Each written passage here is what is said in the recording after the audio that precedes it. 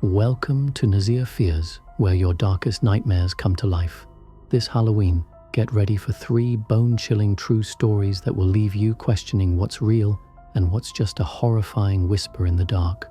From poisoned candy and haunted houses to a disappearance that defies all logic, these are the stories you won't forget.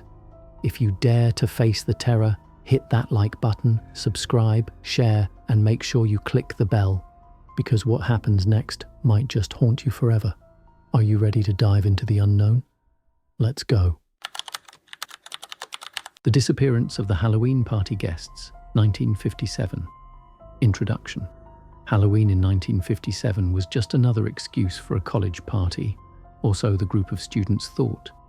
It was a time for costumes, carefree fun, and the thrill of a mysterious night where things that go bump in the night feel somehow less scary and more thrilling.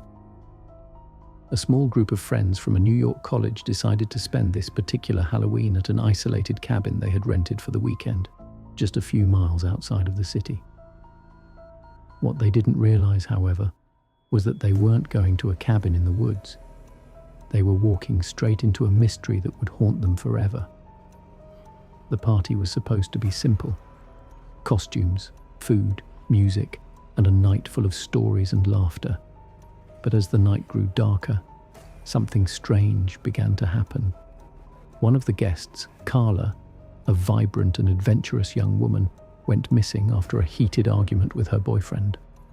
And when the rest of the group searched for her, they found themselves trapped in a series of unexplainable events that would never allow them to return to normal life. The cabin in the woods. The cabin was a beautiful old building, secluded and surrounded by dense trees. The group of students, mostly in their early 20s, were eager to get out of the city for a weekend away. They were looking forward to spending the night away from their usual lives, enjoying the peace and quiet of the woods. They arrived in the early evening, just as the sun was setting, casting a haunting glow across the landscape. Carla, the most outgoing and daring member of the group, was especially excited. She'd grown up in the city, and the idea of being surrounded by nature, away from the hustle and bustle, was thrilling. As the others settled into the cabin, Carla seemed a little too eager to explore the surrounding woods, but they shrugged it off, thinking it was just part of her adventurous spirit. The night went on with the usual fun, music, drinking, and laughing. The group donned costumes, carved pumpkins, and told ghost stories. But as the evening wore on, things started to feel a little off. The wind had picked up, rattling the windows and making the trees outside creak like old bones. Carla and her boyfriend Tim had started arguing. The argument was over something trivial at first, something about how much time they were spending with their friends versus alone. But it escalated quickly. Carla stormed out of the cabin in frustration, heading toward the woods, her heels clicking sharply on the ground. The others tried to convince Tim to go after her, but he refused. He was angry, and the last thing he wanted was to chase after her in the dark. That was the last time anyone saw Carla that night. The search for Carla. After an hour had passed, the group began to worry. It wasn't like Carla to just disappear like that, especially on Halloween. They started calling her name, walking around the property and peering into the dark woods that seemed to swallow all light. The trees swayed and groaned as if something was moving through them, but no one could see anything. It was as though the night itself had a strange, oppressive weight to it. The group split up, each taking different parts of the property to search. One of them, Roger, the most logical of the group, headed toward the back of the cabin, where a small trail led into a dense thicket of trees. He called out for Carla, his voice barely audible over the howling wind, but there was no response. Then something happened that chilled him to the bone. As Roger stood still, trying to listen for any sign of Carla, he thought he heard something. A faint whisper, almost too soft to make out. At first he thought it was the wind, but then it became clearer. His name. The whisper was calling him. He turned quickly, but there was no one behind him. His heart started to race. The others were nowhere in sight, and the woods seemed to close in around him. He called out, but his voice sounded muffled, as if the forest itself was swallowing his words. Suddenly he felt a sharp chill pass over him, and he turned to see a shadowy figure standing just at the edge of the trees. The figure appeared to be a man, though he couldn't make out any details. As Roger stepped forward, the figure vanished into the darkness, leaving behind nothing but the sound of rustling leaves. The unseen horror. At this point, fear began to take hold of the entire group. They had no choice but to continue searching, even as they began to feel a sense of dread creeping into their bones. The woods around the cabin were deep and unnervingly quiet. The full moon illuminated the trees in stark relief, casting long shadows that seemed to move with a mind of their own. After hours of searching with no sign of Carla, the group decided to return to the cabin and regroup. The air was thick with unease, and their thoughts were filled with nothing but dread. Something about the night felt wrong. They gathered back in the cabin, only to realize something horrifying. Carla's belongings, including her purse and shoes, were gone.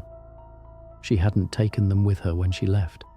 It was as if she had simply disappeared into thin air, leaving no trace of where she had gone. The group was terrified. Carla had not just left the cabin on her own. Whatever had happened, it was something far more sinister. The vanishing. Over the next few days, the police launched a full investigation into Carla's disappearance. They combed through the area around the cabin, questioning each of the students. But no one could explain where Carla had gone or why. The only clue they found was the eerie feeling that hung in the air, a sense that something or someone was watching them. But there were no footprints, no signs of struggle, nothing to indicate what had happened. As time went on, the mystery of Carla's disappearance began to haunt everyone involved. But it wasn't just her absence that left them unsettled. They all began to experience strange occurrences.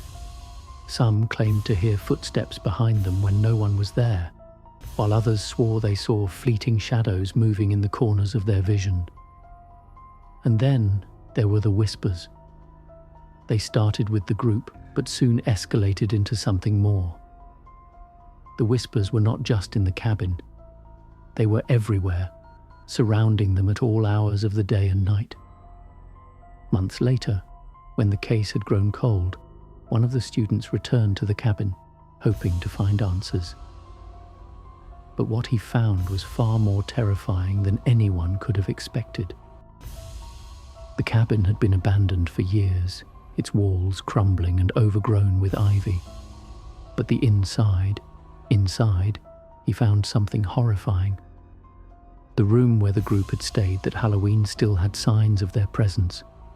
The furniture was overturned, the floor littered with debris, and in the corner of the room, etched into the wall with something sharp and jagged, was a message.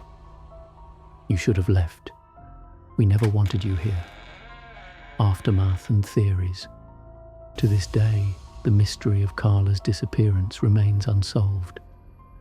Some believe she wandered off into the woods, never to be seen again. Others claim she was taken by something supernatural, a force that resides in those woods. There are whispers of strange rituals, long forgotten by time, and of dark forces that have claimed the lives of those who dare enter the woods. The students who were involved in that Halloween party never spoke of what happened that night, and many of them moved far away from New York, unable to shake the terror they experienced.